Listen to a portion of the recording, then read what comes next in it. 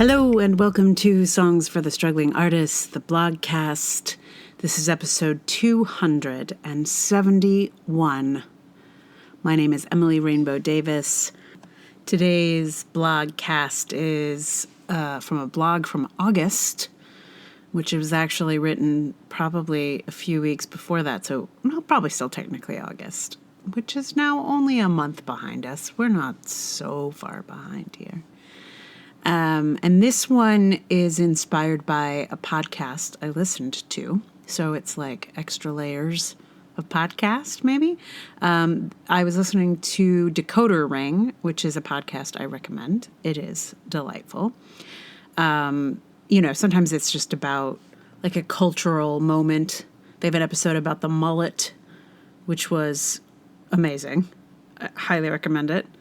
If you want to be asking your friends questions about mullets for a while, tune in. But this episode was about an artist that the host knew, and it was a sort of inquiry into success and art, which you might understand why it pushed my buttons. Anyway, I both recommend and don't recommend that episode in a very contradictory experience. It is both amazing and infuriating and good and terrible and I don't know. Anyway, I'm going to read the blog to you. It is called A Body of Work. One thing I've always been mildly obsessed with has been creating a body of work. It's an odd thing for a theater person, given that the art form is so deeply enmeshed in the present and is mostly ephemeral, but I've been concerned with it for as long as I can remember. I think I only started to understand how unusual it was in recent years while looking at other theater companies' websites. They will often only feature their current show, with no information or photos or descriptions of shows past. This is usually what I'm interested in seeing, so I notice its absence, but I think I may be alone in this interest in a theater's or artist's history. On my company's website, I feature every show we've ever done. It feels like having a bookshelf of our works, somehow. But the website's analytics tell me that people don't tend to click around in there. As important as that body of work is to me, it's not particularly important to the general public. But I'm starting to understand why I do this and why I'm not going to stop. I listened to an episode of the Decoder Ring podcast about visual artist Ilona Granite. I kind of hated this episode and kind of loved it all at the same time. It's about success and lack thereof. I was particularly struck by the part where Granite is talking about her moment of fame, when her work was recognized internationally and shown in places like the MoMA and the Whitney. She says, "If this would have ended earlier, I would have been happy with my life. I would have been happy where I would have been proud of what I'd done. I would have enjoyed, I would have thought I did, a good enough job, and I should count my lucky stars that I was fortunate. And now I don't feel that way." That's me reading a transcription of what Ilona Granite said on Decoder Ring. And even though I've never even come close to achieving the kind of success Granite tasted, I completely understand what she's talking about. There have been several moments in my career that I was so proud of, so, in my experience, so satisfied. I thought, I could die now. This accomplishment is the top. If it had ended there, I would have been satisfied. But I am supremely grateful it did not end at any of those points. I, like Granite, have a lot more to do. I think about Jonathan Larson, who famously died before Rent could become the worldwide hit it became. He must have felt like he'd really achieved something after watching that first off-Broadway preview performance and could be at peace. But imagine if he'd lived. Would he have created a dozen more hit musicals? Or would he have felt like he was always starting from the ground up? Or even more cynically, would Rent have been the hit that it was if Larson hadn't died and there hadn't been the sad story full of irony to go alongside it? We'd like to think of shows succeeding off their own merit, but I happen to know that that is not the world we live in. What does any of this have to do with this body of work business? Well, I think working towards having a body of work is how we keep going in this world where we're only as successful as our current project. I've been thinking a lot about how theater folk are always starting over, always starting from square one. It is not like a normal profession where you start somewhere and work your way up, and that experience leads to your next, and you stay in one job for a while unless you get a better one, and it all sort of just builds on itself. I'll give you an example. When I got my first acting job with a Shakespeare company, I thought I was set for life, even though it was only a 6-month contract. But I was very much surprised when I did not get another contract. And though I did return to that company a year later, not one of the people I worked with there ever got me another job somewhere else. We were collegial, and some of them are very dear friends. But that first job was one first job, followed by another first job, and then another, and then another. None of those jobs ever led to another, not one of them. In theater, or any gigging field probably, each time you start anew. Your skills may grow, and occasionally your relationships will follow you, but it is almost always a new world each time you do a show. There are a few people who manage to join rep companies and thereby have more consistent careers, but most of us hop around like little migrant birds. Starting over and over again, can really do a number on your self-esteem. And Granite's experience sounds like a painful example of a similar relentless restart. Her street signs were enormously successful. She went on to make Wedgwood-like pieces. They sound amazing. But apparently no one was interested in them, and all the fame and success and credibility she'd gotten with her street signs just sort of dissipated. If a person were concerned only with the current project, it might be hard to go on. And this is where working toward a body of work really comes in to help, because a body of work doesn't care about one project's failure or success. It's concerned with your work as a whole. It's the long view of an arts career, and for whatever reason, the long view has kept me going, even from the beginning. Maybe it's just that I've seen so many art shows that were retrospectives that give the viewer a long view of an artist's life. Maybe I'm always doing the curator's job of showing the whole picture on the regular. But Granite's career reminds me of my own concern with a body of work, and creating a body of work can become its own reward in a culture of few rewards. Having a body of work I'm proud of is actually even more meaningful than a moment that I might have been happy to end on in the past. When I was looking at what blogcasts are coming up? What do I need to record? I was like, oh, that's fine. This one is the one about the body of work. It's about art, blah, blah, blah, no problem. I will not have a hard time with this one.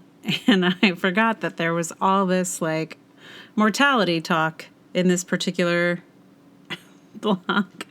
So, if you're wondering why I find it sadly pertinent to be talking about mortality right now, you can check in with either last week's episode or the blog I just posted late last night. And that should give you some of the facts. Right. So due to the facts and just where I'm at, I am not quite ready and able to be singing so much right at the moment. So because this is about body of work, I was like, oh, hey, I have a whole body of work in music as well that I have not necessarily put all of here yet. So in the interest of expanding that, I'm going to give you a song from the Bright Red Boots era, the band era. And the track I'm going to give you is a kind of interesting collection of old bodies of work and at the time new. Now they're all old now, but there's sort of layers. So the song is called Walk Around, and it's kind of directly related to a poem that I wrote in college in my poetry class. And I feel like there are images kind of scattered throughout that are either related to that poem or to other poems at the time. Poetry was a kind of bigger part of my life in college, and I mostly let it, fall by the wayside. But I was, pretty serious about it in those days. I did a poetry reading with some really amazing poets who are still incredible published poets today. So I feel like I had a little moment in the poetry spotlight, standing next to greatness, if nothing else. Anyway, so this song kind of combines layers of work over the years. So I'm going to give that to you in just a moment. Meanwhile, thank you so much for listening. If you enjoyed the podcast, I'm so glad. Please tell someone about it. Mention it on social media, whatever. Tell your baker. What world do you live in? Do you guys live in a village in Europe in the 1500s? Well, definitely tell them to listen to a podcast. Anyway, if you would like to support the blogcast, you may become a patron on Patreon. There's also Ko-fi and PayPal. All those links are in the show notes. And just, your ears on this thing is also really great. So thank you. Right. So without further ado, this is from Bright Red Boots' eponymous album, featuring me singing and playing guitar. And then we also have George Hennick on tuba, Lexi Devon, now known as Alexa, on percussion, and Vince Ritchie on guitar also. So here it is. Bright Red Boots, Walk Around.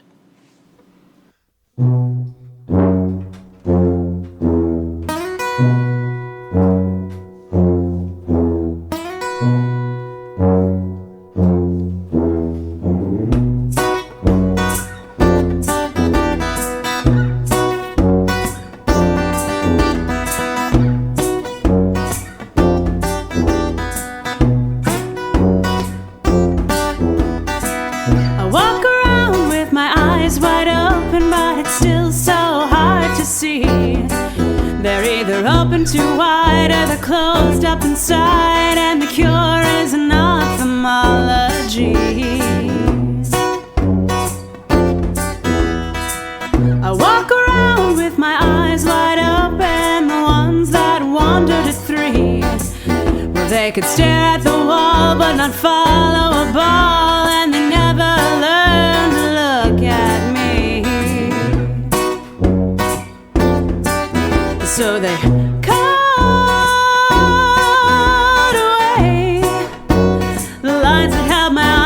face, the ones that kept me in my place. They cut my blue-eyed Susans and kept them in a vase.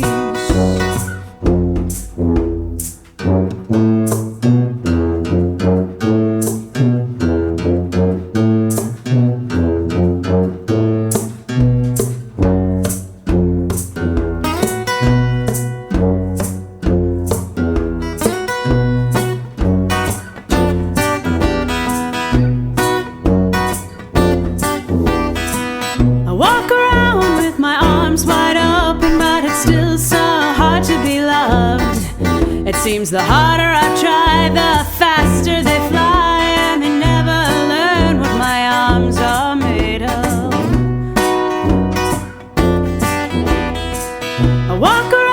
with my arms wide open, the ones I have broken like weeds. From a trust fall to a medical hall where he broke my wrist with his knees. You see, he broke in two the bones that held my arms to my chest, that hid my heart in its bone vest. He cracked my bones wide open and left me to do the rest.